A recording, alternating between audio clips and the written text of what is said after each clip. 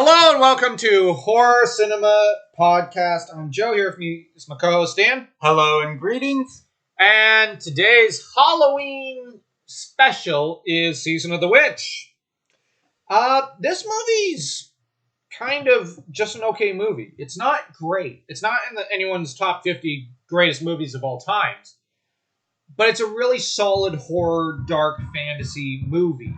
Wherein you have a bunch of crusaders who have to escort a witch to Severac,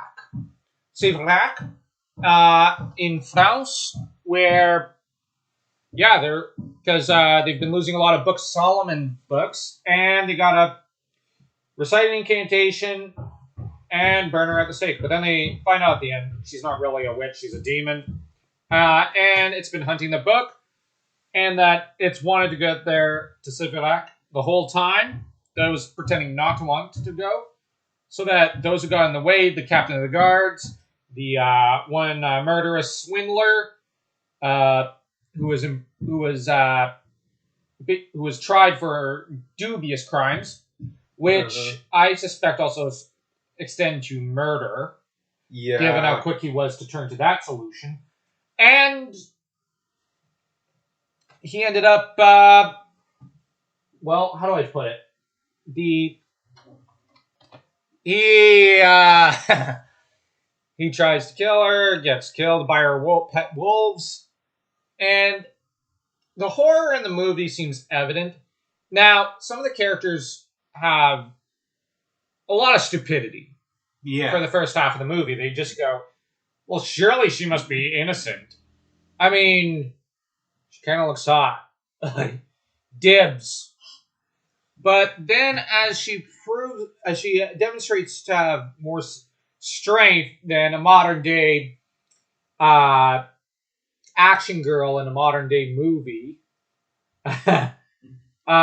more strength than the average 80-pound character in today's movies have, they become suspicious that she's a witch. Oh, but then they realize at the end she's a demon. Well, actually, the priest does.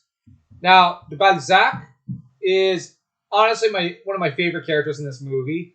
He also delivers the best one-liner. We're going to need more holy water. After they chase away the demon of holy water. Yeah, he's one of the best priests in fiction. Yeah, he's actually got a lot of morals. He cares about his companions. He's trying to protect them. He's smart. Oh, yeah, very well educated. He also, regardless if his hand's been stabbed or not, he's willing to throw himself bodily into the middle of the fight to protect the others.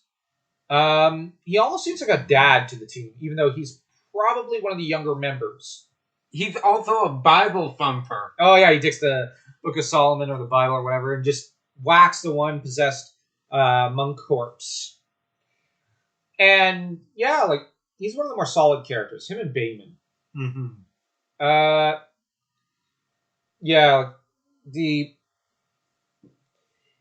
The movie starts with them actually going off.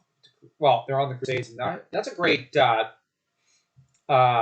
scene. Mm-hmm. Everything in this movie is really well done. Now, in a lot of movies, they portray the Middle Ages almost too bleakly, forgetting that there was color. There was a lot of color, and there was a lot more than... It wasn't just all black and gray and drab and whatnot.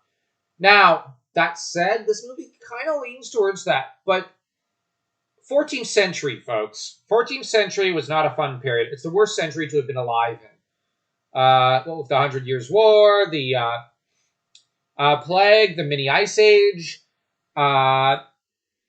global freezing, we should say, at the time. No, it was not man-made, guys. Don't worry about that. And if man could ever make such things. Yes, I said that. And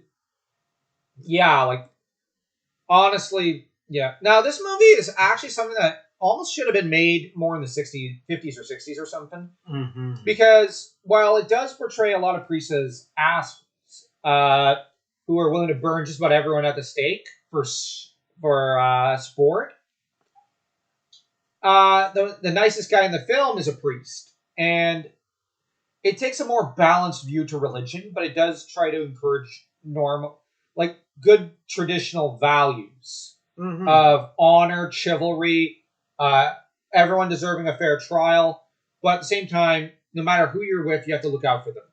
Like, you have de Balzac, who's really what a priest out to be, and the movie goes out of its way to try and defend him and try to give a balanced view to religion for the most part, I think.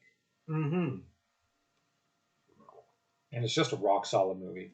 And we're not going to belabor the point too much. Although I do think that the movie should have ended with maybe a couple of white feathers falling on a couple of corpses and a certain female voice saying, "To Valhalla, my unharriar." One thing at the end that I'm sure the demon didn't expect was for the altar boy to know how to read, because it's not an art that's as common. Because the demon's like, okay, this is before the printing press. Yeah, I slew the priest. They don't know how to read or write. There, I've got him. Turns out there's an altar boy. Kind of underestimated him. But that's about it. Like, it's just a good movie. How would you rate it? I'm going to rate it a 2.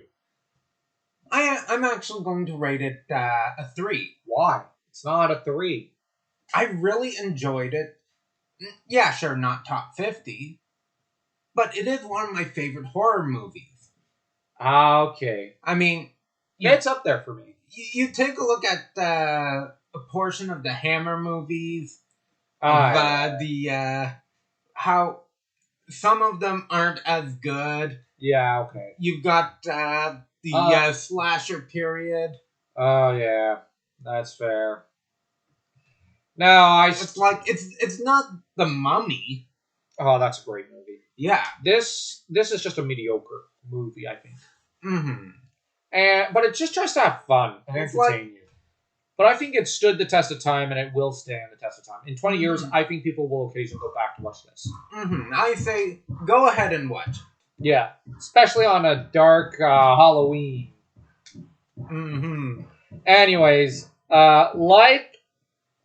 share, hit that subscribe button. It's red, it's bright, it's beautiful. And hit it with the wrath and full fury of God. And then proceed to haunt that notification bell. You know what? Because trick or treat, that would be a nice treat for us. And we'll deliver a nice trick in a little while. So, happy Halloween! Yep. And by trick, I don't mean sex. I was just thinking that. Yeah, we're not those kind of YouTubers.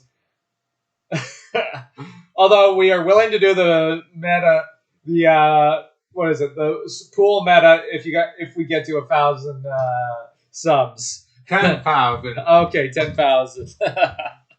Yeah, so like, share, subscribe, leave a comment. Happy Halloween. Yeah.